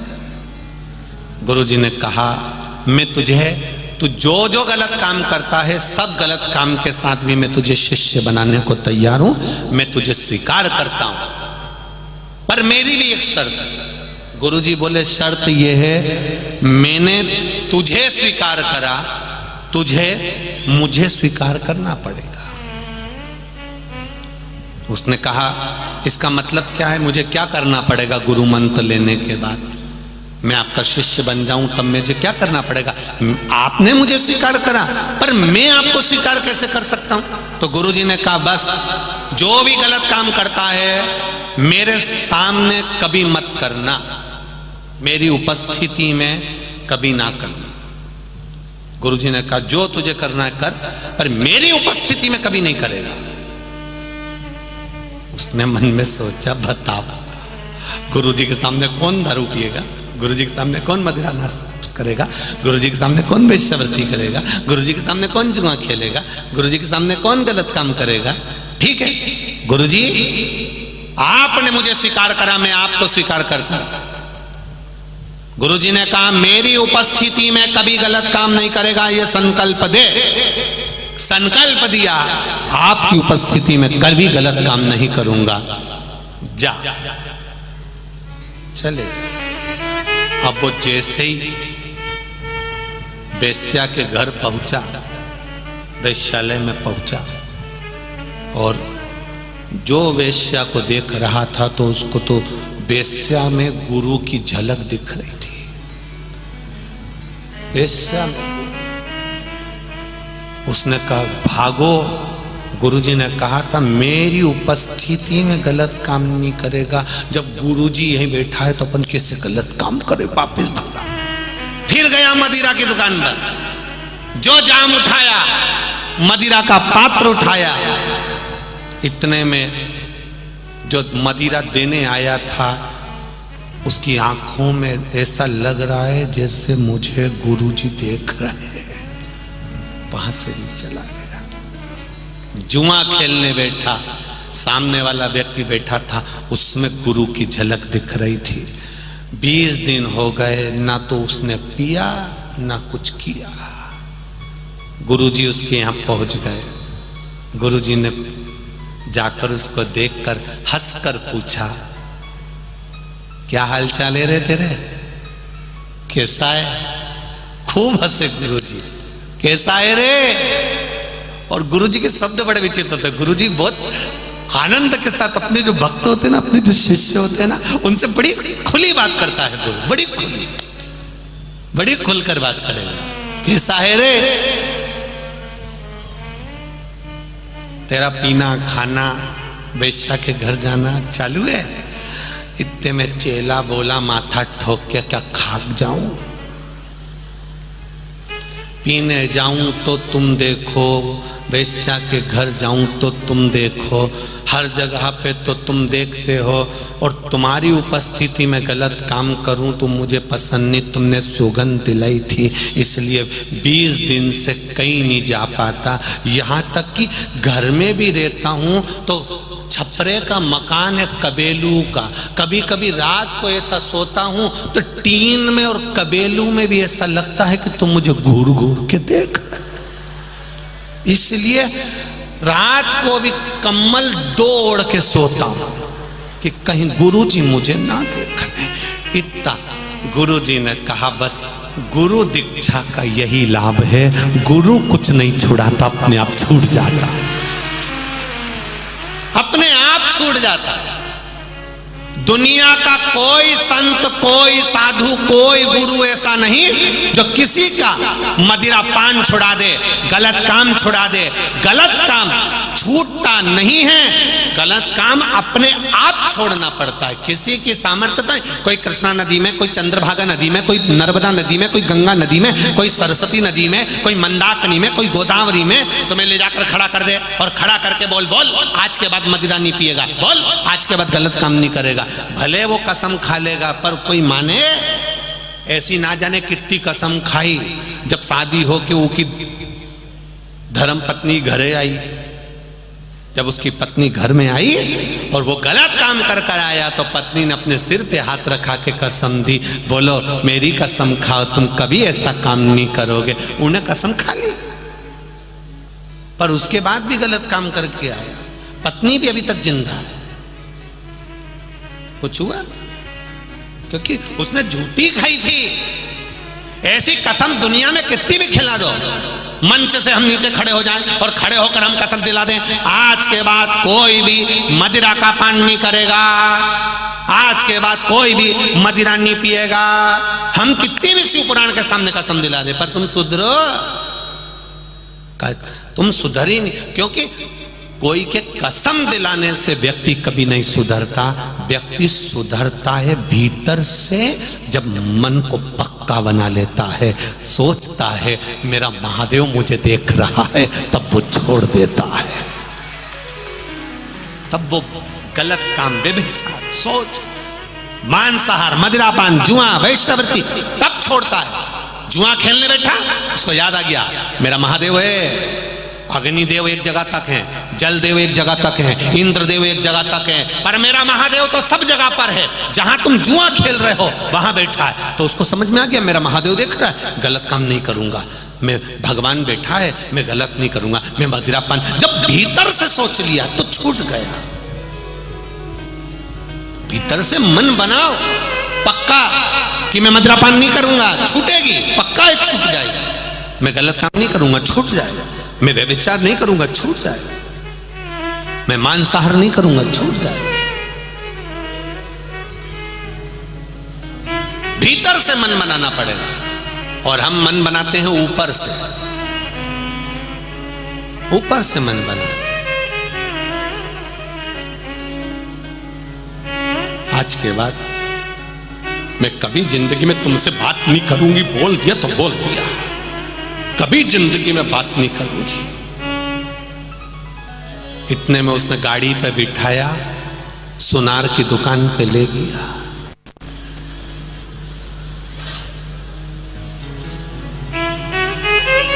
पति ने कहा इसको हार दिखा दो।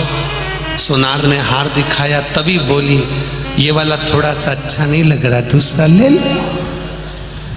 अब पति बोला तू अब भी तो बोली थी तुमसे जिंदगी भर बात नहीं करूंगी। पत्नी बोली वो तो मैंने ऐसे ही कह दिया था, मुझे क्या मालूम था कि तुम मुझे सुनार की दुकान पे लेके आ जाओ। ऊपर से संकल्प नहीं लेना, अंदर का संकल्प मूल है। देवराज नाम का ब्राह्मण, और ये संकल्प हमारा पुण्य का संकल्प होना चाहिए, प्रबलता का।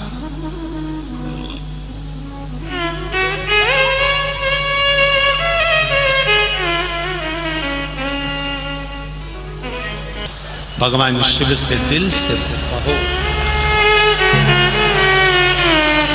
कथा के पंडाल में जब भी आओ, श्री शिवाय नमस्तुभ्यम जब इस व्यासपीठ के सम्मुख में गाने का मौका मिले, दिल से कहकर अपने हृदय की बात कहिए।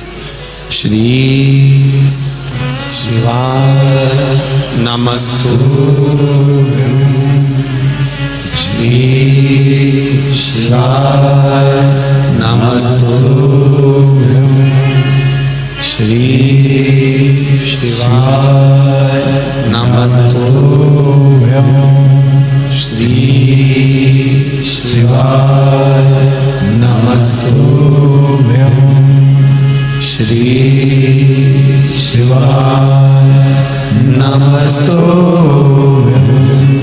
भोला सब दुख काटो, ओ भोला सब दुख काटो हमारा। शिव शंकर जपो तेरे मारा, भोले बाबा जपो तेरे मारा। भोला सब दुख काटो हमारा, ओ भोला सब दुख काटो हमारा। शिव कथा कर रहा है, भगवान शंकर का गुणगान कर रहा है, शिव महापुराण कथा कर रहे हैं।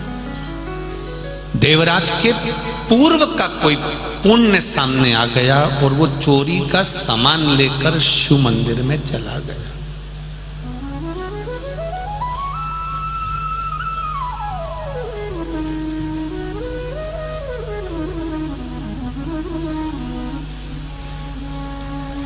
चोरी करने वाला चोरी करता है, किसी के घर में जाकर सामान चुराता है, वो अलग बात। पर चोरी करने वाला जब किसी सत्संग में, भजन में, पुराण में जाकर अगर चोरी करता है तो वो अपनी एक पीढ़ी को नहीं, ना जाने कितनी पीढ़ियों को नरक में ले जाकर पटक देता है, ना जाने कितनी पीढ़ियों को केद में ले जाकर छोड़ देता है।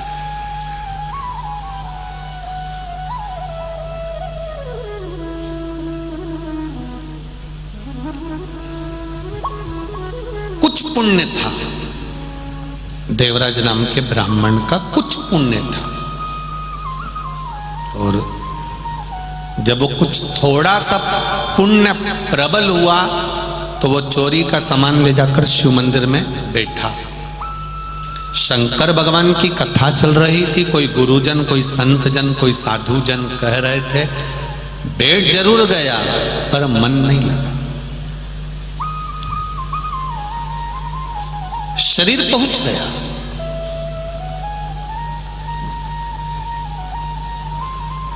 एक कितना सुंदर संवाद कहा है महाराज की, शरीर पहुंच गया पर मन नहीं पहुंचा।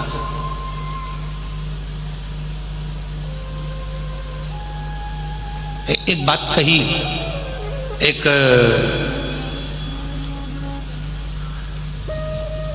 संत, देवराज का चरित्र बड़ा सुंदर, एक संत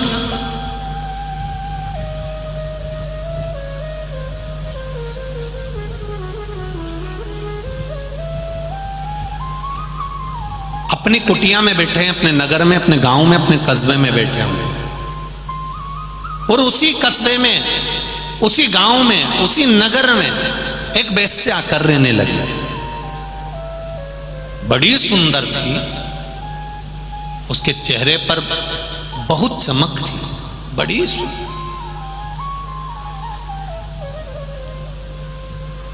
संत रहते, भजन करते, गुरु रहते, भजन करते, और वेश्या रहती तो वो अपना वेश्यालय सजाती। उस वेश्या का एक नियम बड़ा प्रबल था। वो वेश्या प्रतिदिन जब वेश्यालय पर जाती थी तो उससे पहले वो भगवान के सामने 2 मिनट बैठ जाती थी।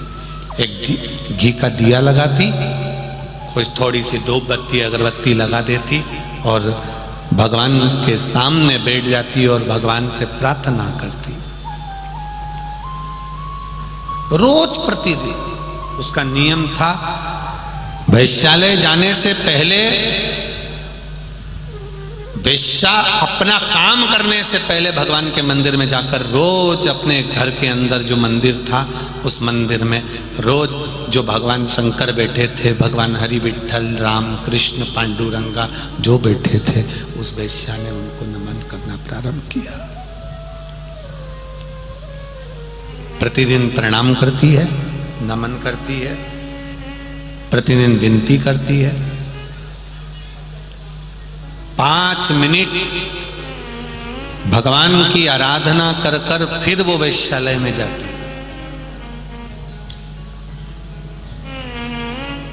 एक दिन संत से नहीं रहा गया।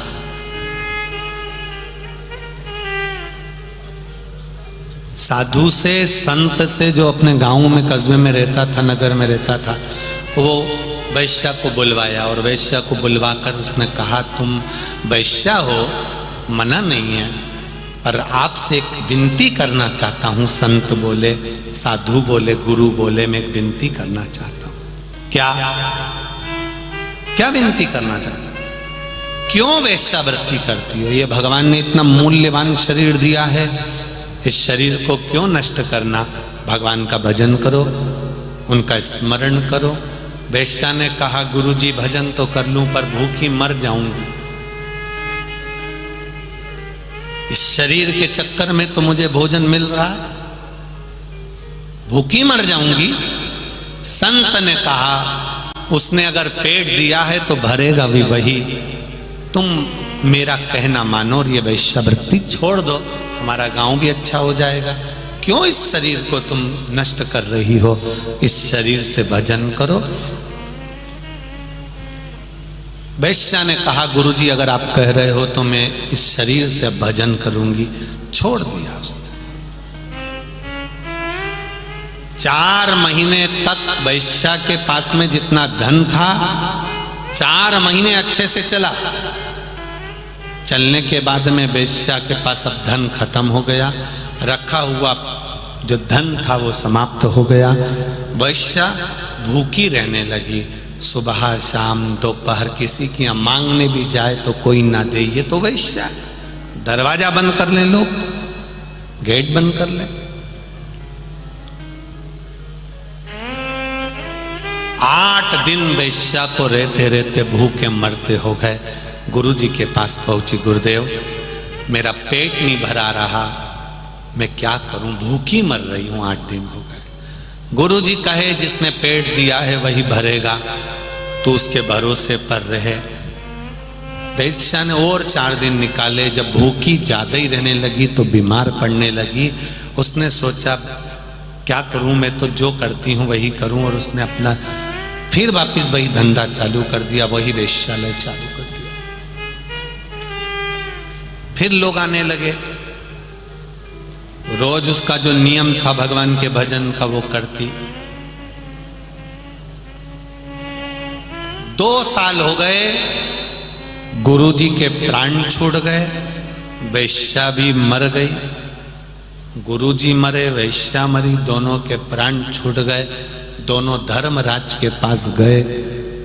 धर्मराज के पास गए तो धर्मराज ने कहा वैश्या से कि तुम बैकुंठ चली जाओ, और गुरु से कहा तुम नरक चले जाओ, नरक जाओ।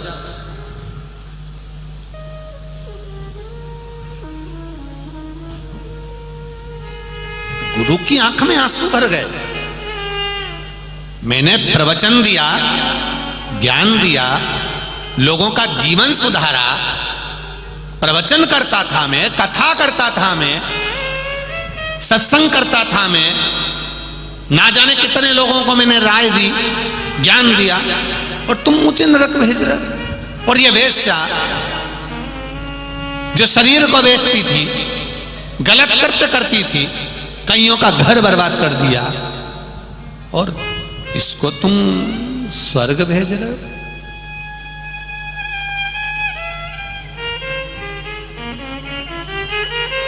धर्मराज ने कहा ये देवलोक है, यहां पर कोई भी निर्णय, कोई भी स्थान ऐसे ही नहीं दिया जाता।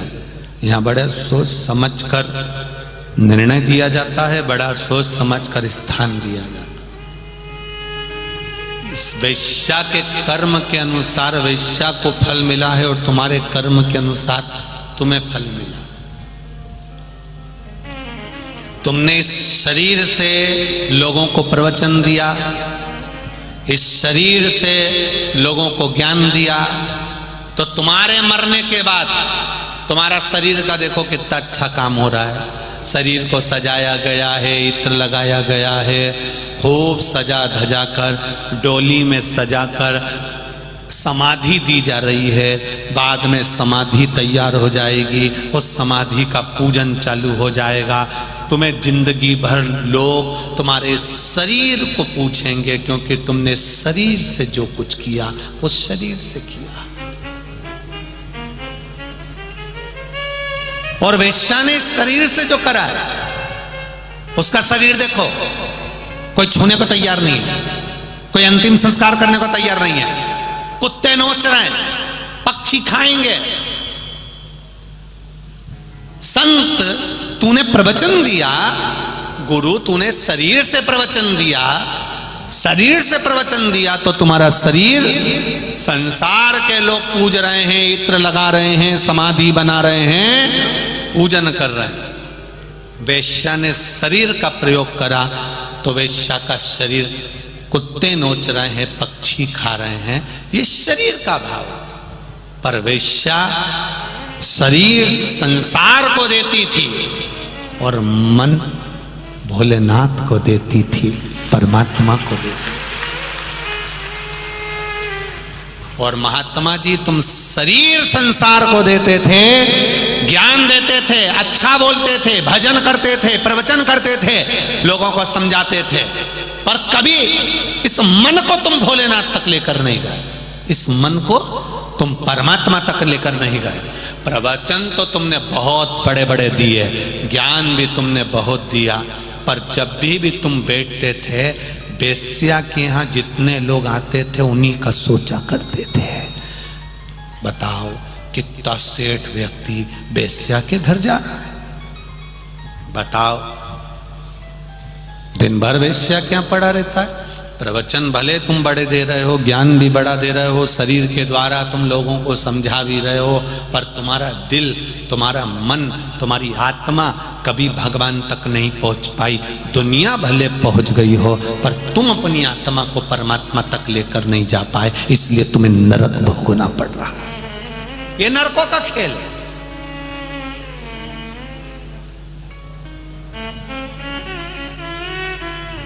कितना कई लोग हमारे पास भी आकर कहते हैं मैंने कभी किसी का बुरा नहीं करा महाराज, पर भगवान ना जाने मेरे साथ ऐसा क्यों कर रहा है। भगवान क्यों ऐसा कर रहा है तो कभी अपने ऊपर हृदय पर हाथ रखकर तो देखो।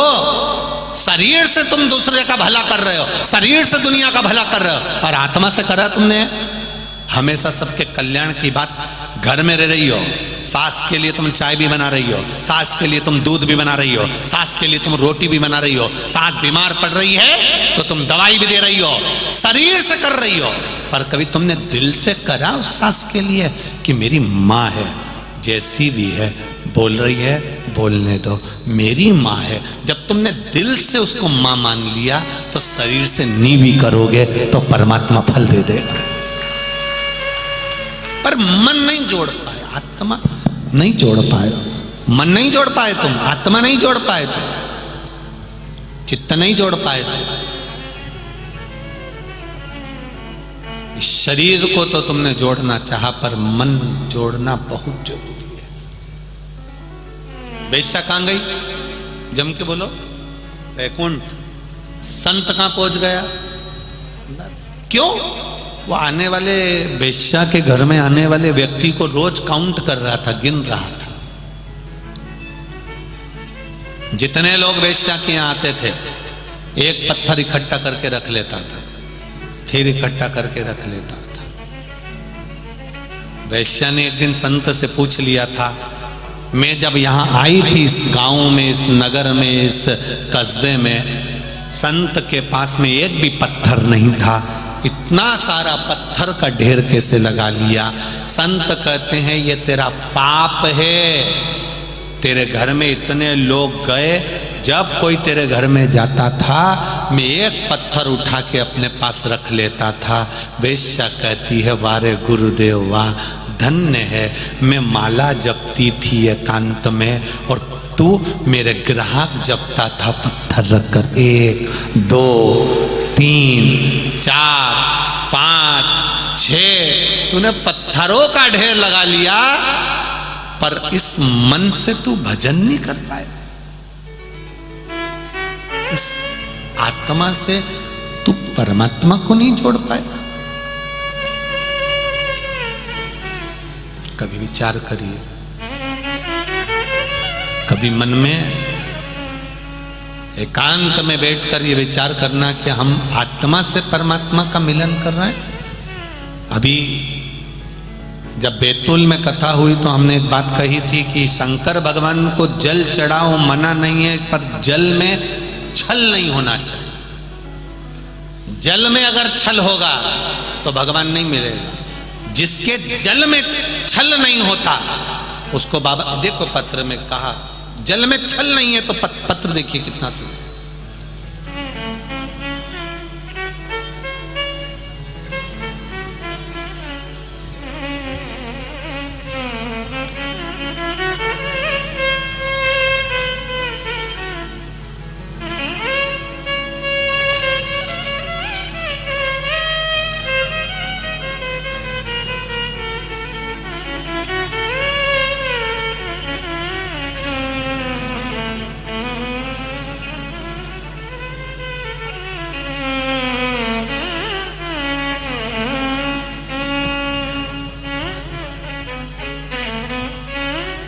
नाम कुमारी श्रद्धा सुनील चौधरी, पता मालेगांव कैंप, मोबाइल नंबर ये। कहीं बैठी हो आप ही हैं? दोनों हाथ हिला दो एक बार। श्री शिवाय नमस्तुभ्यम। फिर से एक बार हिलाइए। श्री शिवाय नमस्तुभ्यम। कुमारी श्रद्धा सुनील चौधरी, गुरुदेव एक बात कहना चाहती हूँ, आज मैं बहुत खुश हूँ गुरुदेव। आज मेरे मालेगांव में भोलेनाथ जी ने स्वयं आकर डमरू बजा दिया और शिव कथा चालू हो गई।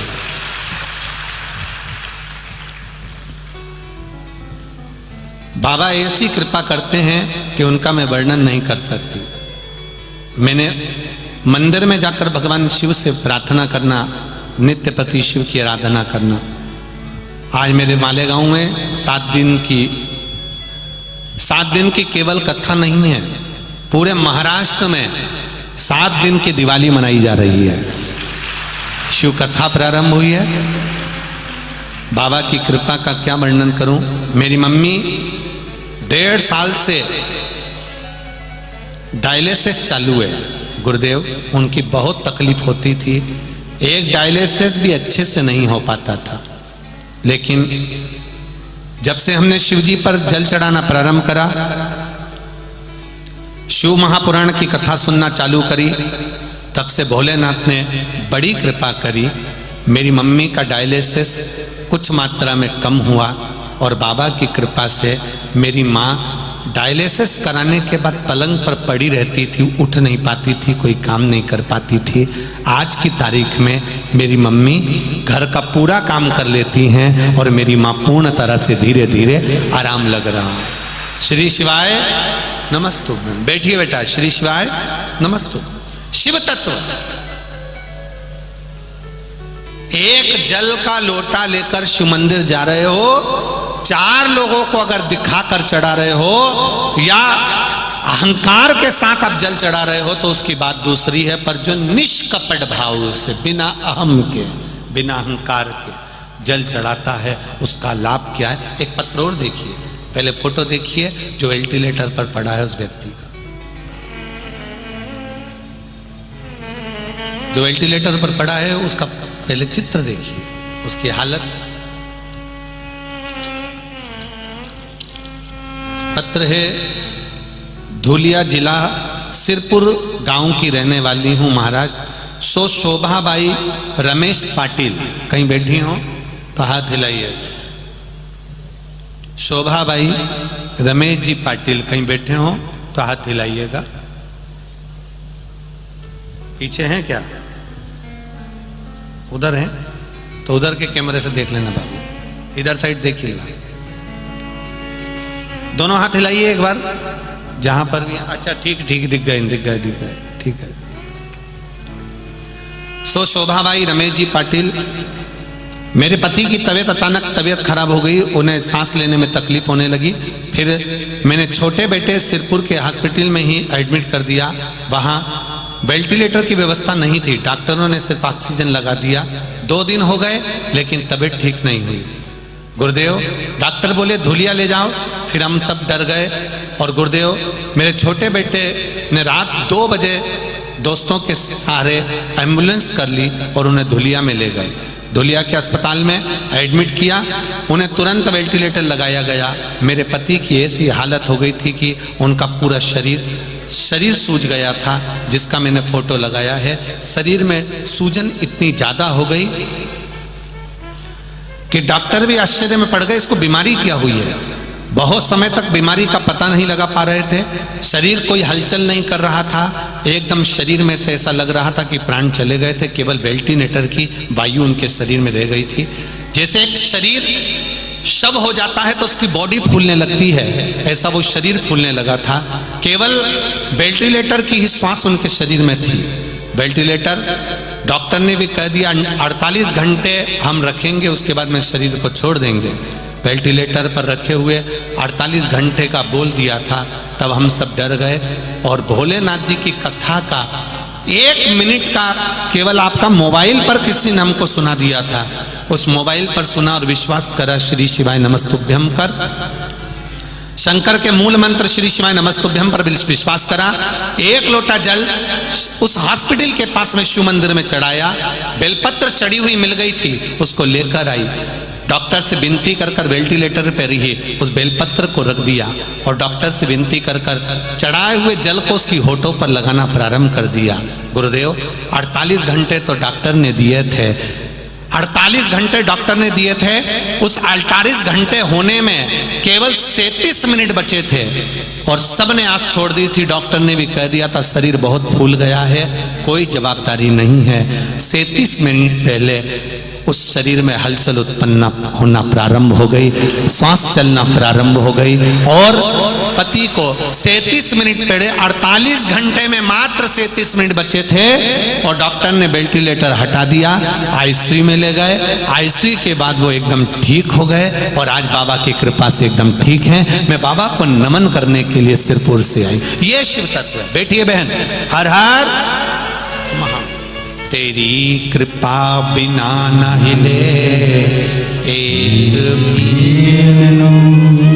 लेते हैं श्वास, तेरी कृपा से तनो तनो बखान क्या करूं मैं राखों के ढेर का, चपटी भवोद में खजाना कुबेर का। जल में छलना, आप दिल से चढ़ाओ जल शिव जी को। 2 कदम चलकर जब हम शंकर जी के मंदिर जाते हैं, कुछ कदम चलकर शिव महापुराण तक जाते हैं, तो निश्चित है मेरा देव अधिदेव महादेव भी तुम्हारे दुख के समय पर तुम्हारे पास आ ही जाए। ये निश्चित है।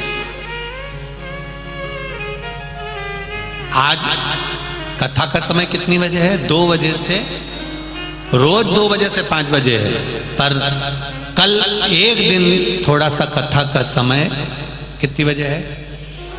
1 बजे से 4 बजे। कल की जो कथा का समय रहेगा टीवी पर और ये मालेगांव की पावन धरा पर, वो 1 बजे से 4 बजे तक रहेगा। बाकी के सब समय वही 2 बजे से 5 बजे तक। शिव तत्व है। शंकर की कथा, उसकी उदारता, उसकी करुणा, उसका वात्सल्य। देवराज ब्राह्मण के पुण्य प्रबल थे, शिव मंदिर तक गया, चोरी का धन वापिस हाथ में लिया, पाप प्रबल हो गया, चला कहीं फिर पुण्य की प्रबलता थी तो माँ ने जो जल चढ़ाया था उसका पुण्य मिल गया और उस पुण्य के बल पर कैलाश धाम उस देवराज नाम के ब्राह्मण को प्राप्त हो गया, उसका पुण्य प्रबल हुआ। आगे वर्णन आया, बिंदुक नामक का ब्राह्मण जिसकी धर्म पत्नी का नाम चंचूला देवी है, वह भी गलत कृत्य कर कर प्राणों को त्यागता है तो चंचूला भगवान शंकर की आराधना करती है, भगवान शिव की भक्ति करती है। तुमरुका जी से जाकर निवेदन कर कर शिव महापुराण की कथा शंकर भगवान और माता पार्वती ईश्वर जी और गोरा जी बनकर, गणा और गौर बनकर श्रवण करते हैं। ईश्वर जी और गोरा जी आ रहे हैं, जोरदार ताली बजाकर स्वागत करें। गणा और गौर, ईश्वर जी और गोरा जी पधारे। भगवान देव अधिदेव महादेव ईश्वर जी गोरा जी बनकर पधारे। यजमान परिवार आकर ईश्वर जी गोरा जी का पूजन करें। कल कथा का समय 1 बजे से 4 बजे तक रहेगा। और एक बात का स्मरण आपको रहे, कोई भी सोने की रकम, कोई चांदी की रकम, कोई बड़ी ज्वेलरी जेवर अपने साथ ना लाएं। अपना मोबाइल, पर्स, अंगूठी, सामान संभाल के रखेंगे। लाखों की संख्या में आप लोग आए हो, इसलिए अपनी सेफ्टी जरूर रखेंगे। जब आरती हो जाए उसके बाद धीरे धीरे अपने घर की ओर जाएंगे। गाड़ियां लेकर आए हो, बसें लेकर आए हो, छोटे छोटे वाहन लेकर आए हो दूर दूर से, अपने गांव जाते समय वाहन को धीरे धीरे चलाना, आराम से अपने घर जाना, जल्दी मत करना। नहीं तो पूरे महाराष्ट्र की रोड पर लिखा है अति घाई दुखदाई। इसलिए सावधानी से चलिए, आराम से चलिए, रास्ते रास्ते चलिए। कुछ सूचना आशीष जी दे रहे हैं, उसके बाद में जो लोग आज अमावस्या है भावानंद के साथ में भगवान की विरल भक्ति का स्मरण कर रहे हैं, भाव से जिन लोगों ने टीवी चैनल के माध्यम से दान किया है कुबेरेश्वर बाबा के मंदिर निर्माण के लिए, गौ माता के लिए, वृद्धाश्रम आदि के लिए, और जो लोग यहाँ काउंटर पर दान कर रहे हैं उनको साधुवाद, धन्यवाद। बाबा भोलेनाथ आपके कुबेर का भंडार भर कर रखे, यही भाव से कथा को विराम दे रहे हैं। हर हर